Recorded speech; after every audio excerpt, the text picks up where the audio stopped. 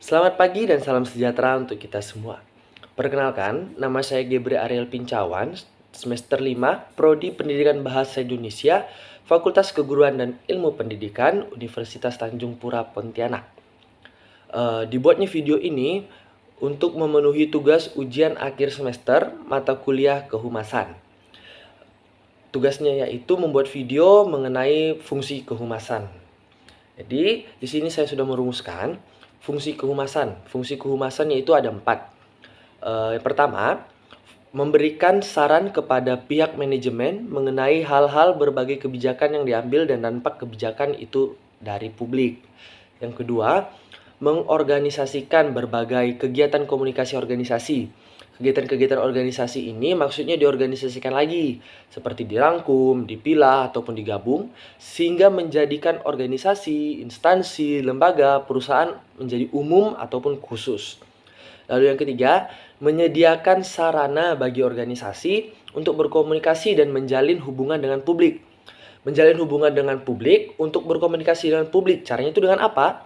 Dengan duduk bersama dan banyak sarana lainnya, tapi biasanya harus rapat dan berkumpul. Lalu yang keempat, mencari tahu atau mencari informasi tentang opini publik terhadap organisasi. Contohnya, organisasinya yaitu sebuah perusahaan nih. Publiknya itu karyawan.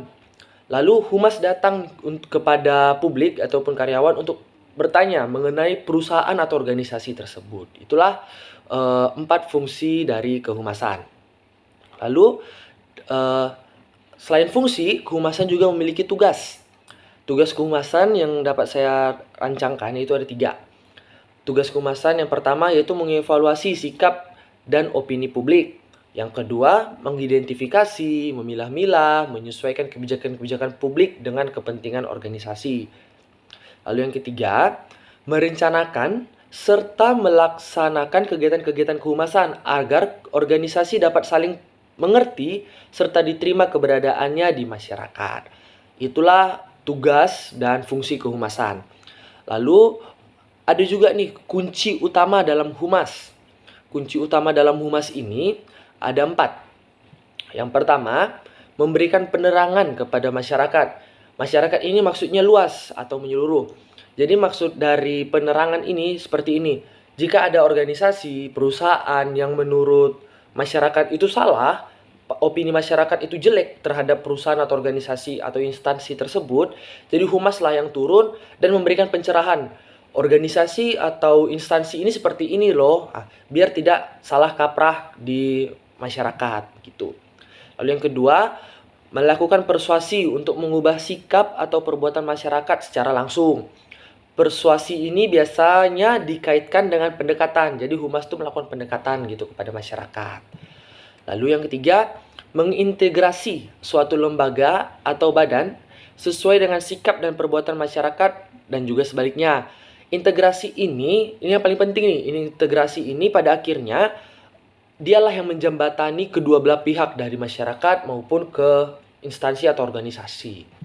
Lalu yang keempat, sasaran utama kehumasan itu adalah sekelompok orang yang memiliki suatu kepentingan atau masalah yang sama dan memerlukan penyelesaian. Perumusan masalah kehumasan yaitu merumuskan masalah itu tidak sembarangan, tapi tentunya harus menjawab sebagian atau seluruh pertanyaan. Pertanyaan itu apa-apa aja. Nah, saya rancangkan ada 6 pertanyaan menurut 5W plus 1H atau yang biasa kita kenal adik Simba. Jadi 5W plus 1H yang pertama itu apa? Apa sih yang menjadi sumber masalah? Jadi apa sih yang menjadi sumber masalah masyarakat ke perusahaan tersebut atau ke instansi tersebut?